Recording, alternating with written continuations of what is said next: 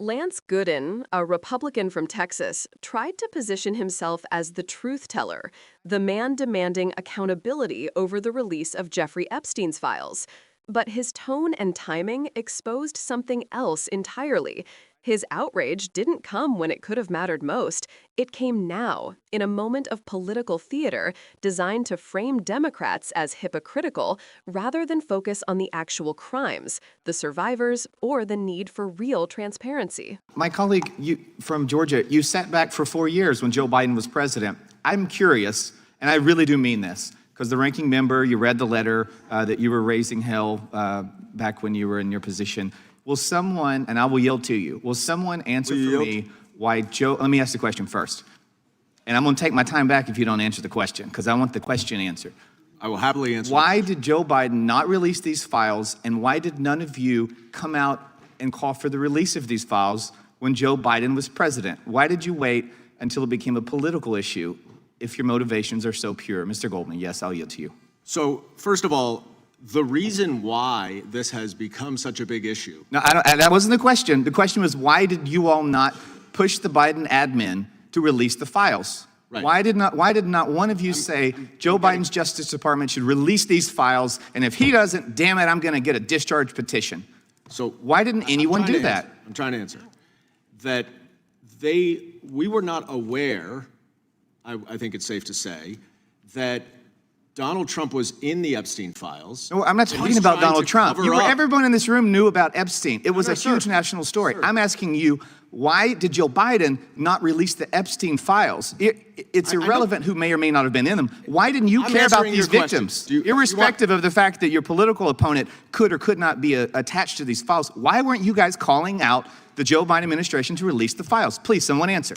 I'm trying to answer. Well, you didn't. I'll let Ms. Crockett try. You got to let Jasmine, Jasmine, and I'll call you by your first name because we're friends, and I feel comfortable, and you call me Lance. So, Jasmine, we are not go friends. for it. Oh, we are. Do not ruin my, don't ruin my street cred. No, here's the thing. I will tell you that at the end of the day, for me, as a lawyer, when you have that Maxwell went through her trial in 2021, I believe that's when she was convicted. That is when Joe Biden was in power. After that, she ended up on appeal, which she is currently on appeal now. So as it relates to whether or not that Department of Justice had even concluded their investigation, I can't say that they had, number one. Number two, by releasing the files prior to her going through her appellate process, that may have ended up being an issue that administration was concerned about. That's number one. Number two. She's in appeal now. So using that line, you're going to pull that back? I'm about to get to it because I saw y'all. You know what? No, I said, no. I'm going to reclaim my time since you said we weren't friends. I'm going to reclaim my time. The time belongs to the gentleman from I got Texas. a real hard time with the Democrats saying that this is a noble cause when y'all weren't calling on Joe Biden's Justice Department to release the files. You're all a bunch of hypocrites to say this is a noble cause because none of you did anything about it. I yield back to the chairman. I need time now, Mr. Chair. I need time now since he wanted to be selfish. What we just witnessed between Congresswoman Jasmine Crockett and Representative Lance Gooden wasn't just a sharp exchange. It was a reflection of the deep frustration many Americans feel when politics turns into a performance instead of a pursuit of truth. The tension in that room said everything, and that's exactly what Jasmine Crockett saw through. Crockett, a Democrat and attorney, didn't let this moment become a circus.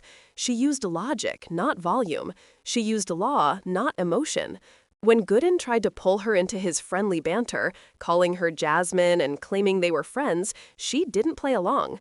She reminded everyone watching that politics isn't personal when truth and justice are on the line. "We are not friends," she said. And that line cut through the noise because it wasn't just about personal boundaries. It was about drawing a moral one. Crockett's point was clear and rooted in fact. She reminded the committee that Epstein's associate, Ghislaine Maxwell, went through her trial in 2021 during the Biden administration, and that the case was still under appeal. From a legal perspective, that matters.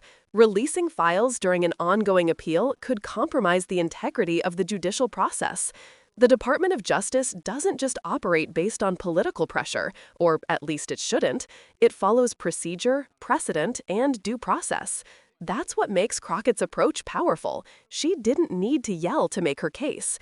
She reminded the room and the viewers that justice isn't a game of optics. It's about timing, evidence, and ensuring that every case, even one as disturbing as Epstein's, follows the rule of law. Because if you undermine due process for one person, even someone as vile as Epstein or his associates, you risk undermining it for everyone. Gooden's attack wasn't really about victims or transparency. It was about optics, using outrage to score points against Democrats while ignoring the years when his own party had control and failed to act. He wanted to rewrite the timeline, to make it seem as if Democrats only cared when it was politically convenient. But Crockett flipped that narrative back. She didn't just defend the administration. She defended the system itself, the integrity of the justice process, and the idea that real accountability requires patience, not politics.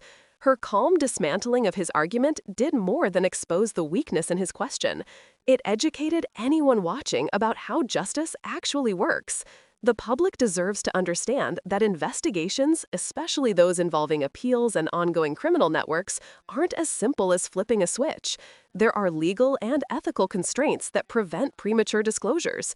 And then there's the deeper layer, the cultural one. Gooden's casual familiarity, calling Crockett Jasmine, wasn't just awkward, it was telling. It was a tone that often appears in politics, a tone men sometimes use to soften, minimize, or domesticate a woman's authority. But Crockett didn't let that slide. Her response was dignified but firm. "We are not friends." That wasn't hostility, it was clarity. She wasn't there to make him comfortable, she was there to make the truth clear. That single sentence spoke volumes about respect, boundaries, and the professional space women, especially women of color, are constantly forced to defend in Congress. Crockett didn't make it about herself, but her composure in that moment became a lesson in how to claim space without apology. What's more striking is how easily the conversation could have focused on the real issue: Epstein's victims, the systemic failures that allowed his network to flourish, the bipartisan silence that surrounded his crimes. Instead, Gooden's framing tried to turn the hearing into a blame game about which party cared more. But Crockett's response redirected that energy back to substance. She refused to let the victims be used as political props. And that's what separates real leadership from opportunism. Leadership means grounding the debate in truth, in law, in humanity, not in sound bites designed to trend online.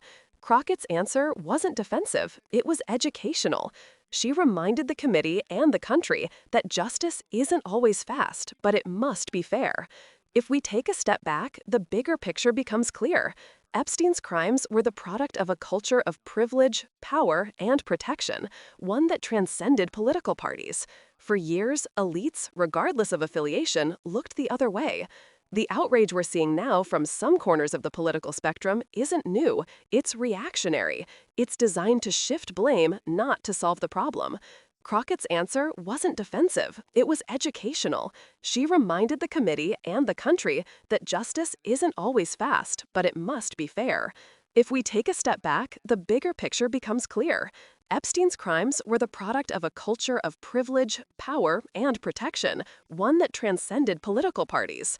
For years, elites, regardless of affiliation, looked the other way.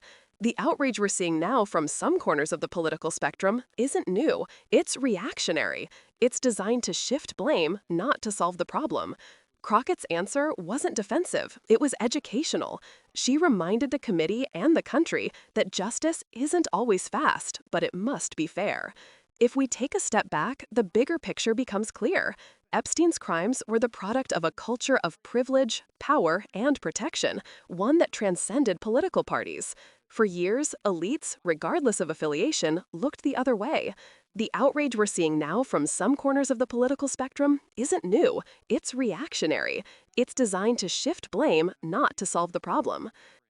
What Crockett did in that moment was pull the conversation back to reality. She showed that accountability has to be built on process, not performance. That's the kind of measured clarity that cuts through noise, the kind that helps viewers understand not just what happened in that room, but why it matters. When politicians turn hearings into spectacles, it's easy for the public to tune out, but Crockett's response gave viewers a reason to lean in. She showed that civility doesn't mean silence, and that facts are still powerful, even in a room full of raised voices and interruptions. And that's the takeaway. This wasn't just a clash between two lawmakers. It was a lesson in how truth gets defended, quietly, firmly, and with precision. Jasmine Crockett didn't win this exchange because she yelled louder. She won because she stood on ground built from logic, law, and integrity. In an age of outrage, that's the kind of leadership we need. The kind that teaches as it challenges, that humanizes as it holds accountable, and that reminds us that democracy, when done right, is less about who shouts the loudest and more about who stands for the truth. If you believe in that kind of leadership, one rooted in facts, empathy, and courage, now is the time to support it. Stay informed, stay engaged, and don't let the noise drown out the substance. Because moments like this one remind us that in politics, as in life, character still counts.